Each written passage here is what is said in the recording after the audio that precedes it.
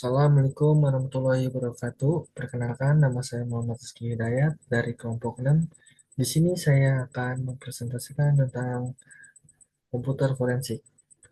Di sini saya akan share tempatnya.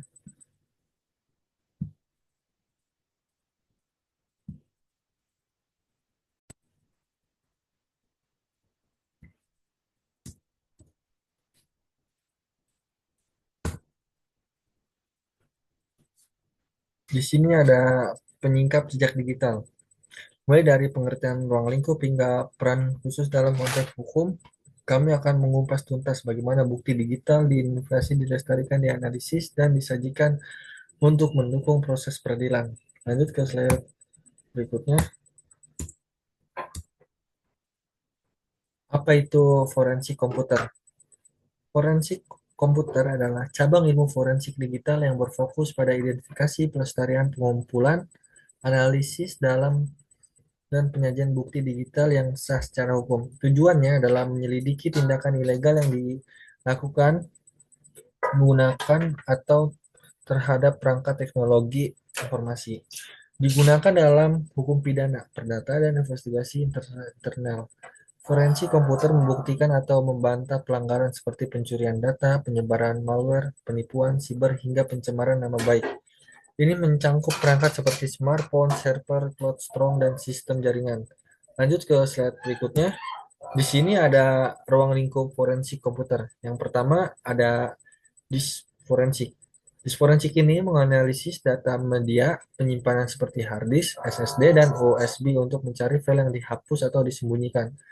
Ya, dan yang kedua, di sini ada sistem forensik. Sistem forensik ini menganalisis sistem operasi, proses file, konfigurasi, dan log sistem untuk mencari jejak, aktivitas pengguna atau malware. Dan yang ketiga, di sini ada jaringan forensik. Jaringan forensik ini menganalisis lalu lintas jaringan, konfigurasi router, dan log firewall untuk melacak serangan atau pencurian data. Dan yang keempat, di sini ada internet forensik. Internet forensik ini menyelidiki aktivitas pengguna di internet seperti riwayat browsing, email, dan media sosial. Dan selanjutnya, yang keempat, yang kelima, ada pemulihan data dan bencana. Pemulihan data dan bencana memulihkan data yang terhapus, merekonstruksikan sistem dari kerusakan besar. Dan yang terakhir di sini ada forensik perangkat seluler. Forensik perangkat seluler ini menginvestigasi perangkat seluler untuk data penting seperti SMS, email, dan rekaman lokasi. Lanjut ke slide berikutnya. Di sini ada bukti digital dan standarnya. Bukti digital adalah informasi data elektronik yang dapat digunakan sebagai alat bukti dalam proses hukum. Sifatnya yang mudah diubah memerlukan produser ketat untuk validasinya. Contohnya meliputi file, dokumen, email, foto, video, dan cookie dan jejak aktivitas media sosial lainnya. Di sini ada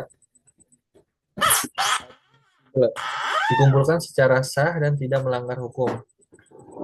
Lanjut yang kedua ada autentik, terbukti berasal dari sumber yang diklaim dan belum dimanipulasi. Dan lanjut yang berikutnya, yang ketiga, komplit. Semua bagian bukti disertakan baik yang mendukung maupun membantah. Yang terakhir, reliable. Proses dan alat pengumpulan serta analisis dapat dipertanggungjawabkan secara ilmiah. Lanjut ke slide berikutnya. Di sini ada metodologi forensik komputer. Yang pertama ada identifikasi, menentukan apakah insiden memerlukan investigasi digital dan mengidentifikasi perangkat yang berpotensi menyimpan bukti. Dan yang kedua ada pelestarian, mengamankan semua perangkat dan data dari perubahan, membuat salinan bit per bit dari media penyimpanan.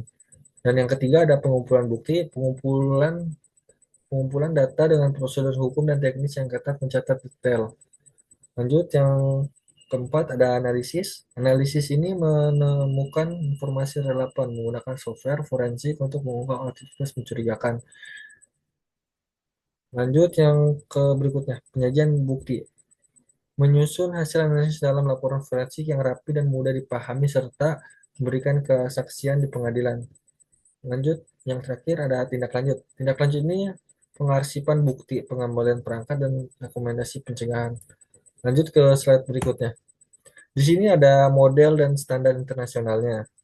Bisa kalian lihat di sini ada International Organization on Computer Evidence. Didirikan tahun 1995, menyatukan standar penanganan bukti digital dengan prinsip konsisten, transparansi, kelayakan lintas yurisdiksi, dan etika.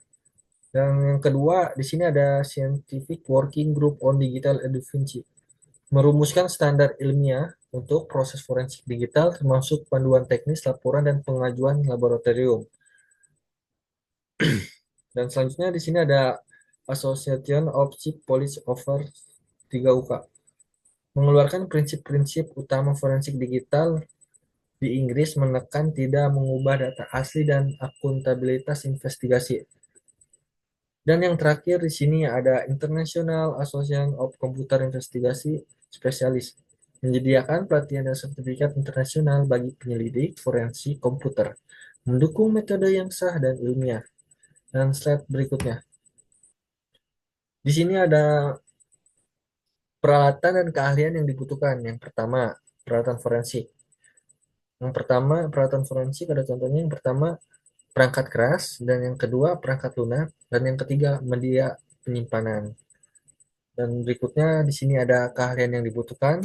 Contoh yang pertama, ada teknis, yang kedua, hukum dan etika, dan yang ketiga, sertifikasi profesional.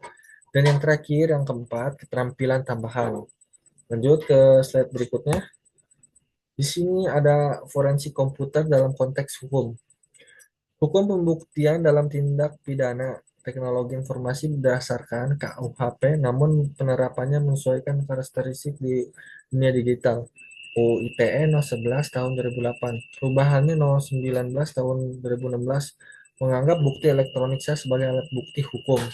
Bukti digital harus memenuhi syarat teknis dan legal, keasliannya, integritas, dan dapat diterima secara hukum. Kerjasama antara penegak hukum dan ahli forensik digital sangat penting agar bukti tidak cacat hukum. Pemerintahan dan masyarakat berperan vital dan menciptakan ekosistem digital yang aman dan bertanggung jawab.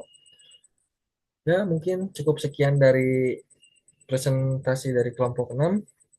Kurang lebihnya mohon maaf. Assalamualaikum warahmatullahi wabarakatuh.